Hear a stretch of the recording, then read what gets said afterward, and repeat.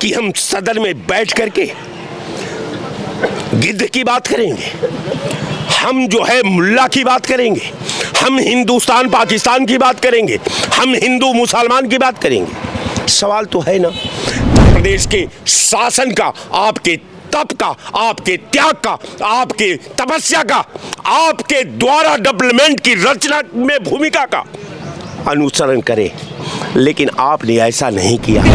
जिंदगी होती है जन्नत भी जहन्नुम भी, वो खाकी अपने फितरत में न नूरी है न नारी है, वो कुछ तो रावण से मिला रहे हो तो मैं एक बात कह दूं कि रावण तो योगी आदित्यनाथ खुद। नमस्कार, आप देख रहे हैं न्यूज़ 9 भारतवर्ष में आपके साथ ज्योति चौहान।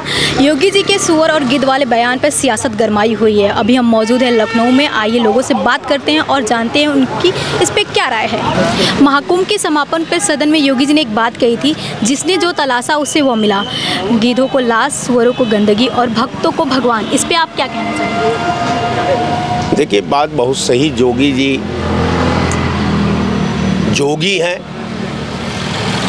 साथ साथ बाबा भी हैं, उसके साथ उत्तर प्रदेश के भाग्य विधाता भी हैं। भाग्य विधाता ब्रह्मा को कहा जाता है, और नहीं तो फिर जोगी जी हैं। आधुनिक भारत में उत्तर प्रदेश के भाग्य विधाता ब्रह्मा के बाद नंबर 2 के व्यक्ति का नाम है आदित्यनाथ जोगी जी। कठमुल्ला कहना, गिद्ध कहना, अपने विरोधियों पर नाना प्रकार से हमला करना, हम समझते हैं कि उस कुर्सी, वो जो कुर्सी बैठे हैं, वो तप का कुर्सी है, वो त्याग का कुर्सी है, वो पुण्य निष्ठा का कुर्सी है। और उस कुर्सी पर बैठ करके हम उन दिवंगत शहीदों का, शहीद की पहचान संविधान से होती है। जिस शहीदों के लहू से भारत का संविधान लिखा गया, जिनके हड्डियों से भारत का स्ट्रक्चर खड़ा हुआ हो, उस स्ट्रक्चर में के कंपाउंड में आप खड़ा होकर के गिद्ध पर सवाल करना, कठमुल्ला पर सवाल करना, बेरोजगारी पर सवाल नहीं करना, उद्योग धंधा पर सवाल नहीं करना, भूखमरी पर सवाल नहीं करना, उद्योग पर सवाल नहीं करना, सड़कों पर सवाल नहीं करना, नहरों पर सवाल नहीं करना, शिक्षा पर सवाल नहीं करना, बिजली पर सवाल नहीं करना। क्या उत्तर प्रदेश का संविधान का जब जोगी जी शपथ ले रहे थे गीता पर हाथ रख करके, तो क्या यही शब्दों का शपथ ले रहे थे कि हम सदन में बैठ करके गिद्ध की बात करेंगे, हम जो है मुल्ला की बात करेंगे, हम हिंदुस्तान पाकिस्तान की बात करेंगे, हम हिंदू मुसलमान की बात करेंगे? सवाल तो है ना कि हम हाउस में खड़े हैं तो हम संविधान के कैडर को, संविधान के कैडर की मंशा को, संविधान का भविष्य को, संविधान के वर्तमान को, संविधान के भूत का रचना वो मॉडल में करूंगा कि दुनिया के सारे लोकतंत्र का, जितने लोकतंत्र के सजग प्रहरी है, वो उत्तर प्रदेश के शासन का, आपके तप का, आपके त्याग का, आपके तपस्या का, आपके द्वारा डेवलपमेंट की रचना में भूमिका का अनुसरण करें, लेकिन आपने ऐसा नहीं किया। आपने अपना समय को 2 आरजू में कट गए 2 इंतजार में, आपने वही किया। रह गया सवाल कि उस कुर्सी पर बहुत लोग रहे हैं, उस कुर्सी पर कल्याण सिंह जी रहे हैं, नारायण दत्त तिवारी जी रहे हैं, गुप्ता जी रहे हैं, राजनाथ जी रहे हैं, बीपी सिंह रहे हैं, नारायण दत्त तिवारी रहे, वीर बहादुर सिंह रहे, तमाम मुख्यमंत्री रहे।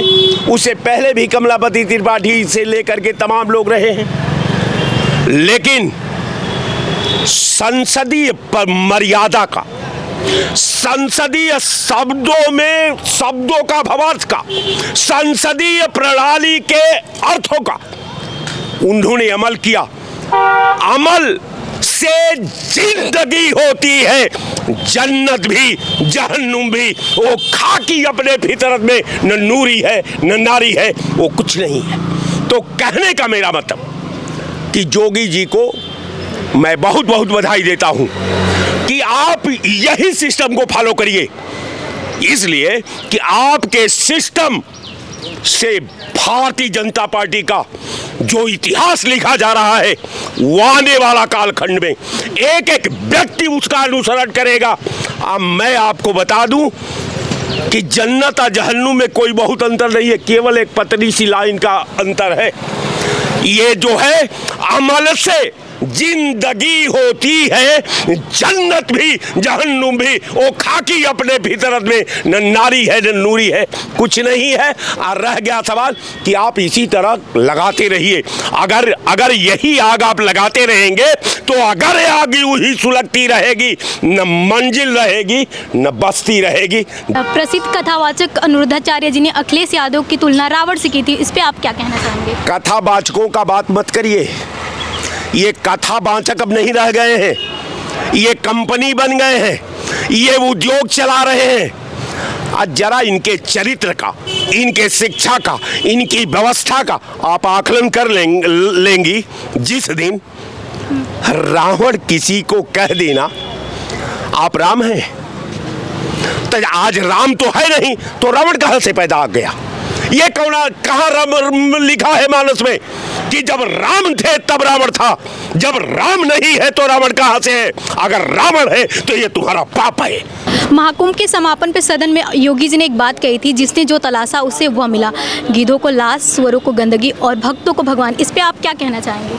नरेंद्र मोदी ने 18 लाशों का एक रैली के दौरान कहा था कि 18 जो मरे हैं उनके लिए मैं अपने श्रद्धा सुमन अर्पित करता हूं। तो कौन हुआ? तो पहला तो गिद्ध तो नरेंद्र मोदी हो गया। और 30 लाशों को मुआवजा देने वाला कौन है? योगी आदित्यनाथ है। उसने भी तो 3 लाशों को जांच की ना, तो लाशें देखी तभी तो वो गिद्ध हुए ना। मोदी ने लाशें देखी तभी तो वो गिद्ध हुए ना। अब आते हैं सुअर पे। सुअर किसको कहा जा रहा है इससे समझने की कोई बड़ी बात नहीं है। सरकारी संस्था, जो केंद्रीय सरकारी संस्था है जो पानी का निरीक्षण परीक्षण करती है, उस पर बैक्टीरिया या मलमूत्र की जो भी उसमें मात्रा पाई गई या जिसकी वजह से पानी प्रदूषित हुआ, उसके आंकड़े वो रख रहे थे। उनको आपने सरकारी संस्थाओं को सुअर कहा। और जो प्रयागराज में सफाई कर्मचारी लगे थे उन्हें भी रोज़ गंदगी दिखाई देती थी, वो रोज़ गंदगी साफ करते थे, वो भी सुअर थे। और आपने अब इसके बचाव में क्या किया? रोडवेज बस वाले पुलिस कर्मचारियों को और सफाई कर्मचारियों को 10-10 हज़ार रुपया और उनका इंश्योरेंस और बाकी का आपने जो मुंह से बोला, मगर बेशर्मी यह है कि वो बददस्तूर जारी है। आपकी वो बातें बददस्तूर जारी हैं। दूसरे दिन आप इनाम बांटते हो 10-10 हज़ार का कि जो मैंने गलत बोला उस पर पर्दा पड़ जाए। अब आते हैं परसों की बात पर, जब योगी आदित्यनाथ वहाँ पर भगवा तो पहने ही रहते हैं, वो मास्क लगा के गए थे कुछ मुंह में, और वहाँ पे सफाई कर रहे थे। तो योगी आदित्यनाथ जी, हम लोग कितने कमज़ोर आँख के नहीं हैं कि हम पहचान ना सके झाड़ू लगाने वाला योगी है। तो हम क्या आपको सुअर कह दें? क्योंकि गंदगी तो आपको भी दिखाई दी, आप ही तभी तो वहाँ झाड़ू लगाने गए थे योगी आदित्यनाथ। तो मैं तो आपको सुअर कहूँगा, क्योंकि आप ही ने कहा है कि लाशें देखने वाला गिद्ध होता है और गंदगी देखने वाला सुअर होता है, बाकी कोई और। कथावाचक अनुरुद्धाचार्य ने अखिलेश यादव की तुलना रावण से की थी, उस पर आप क्या कहना चाहेंगे? तो ये तो देखिए आप, ये वो बिल्कुल राय साहब ने कहा है कि ये तो सब प्रचार प्रसार के माध्यम में, ये सरकार से जुड़े हुए लोग हैं। ये कथावाचक कभी इस तरीके की टिप्पणी नहीं करेगा, कोई शंकराचार्य इस तरीके की टिप्पणी नहीं करेगा। अब आप किसी को रावण से मिला रहे हो तो मैं एक बात कह दूं कि रावण तो योगी आदित्यनाथ खुद हैं, जो खुद को राम समझते हैं। आपने कहावत महाभारत में एक कहावत कह रहे, महाभारत में आपको याद होगा, जब रावण सीता जी को उठा के ले गया था तो राम ने उनका वध किया था। तब किसी पंडित ने विरोध नहीं किया था ठाकुर साहब का। किनका? क्षत्रिय राम जी का किसी ने पंडित ने विरोध नहीं किया था, वो दूसरे की पत्नी को उठा के ले गए थे।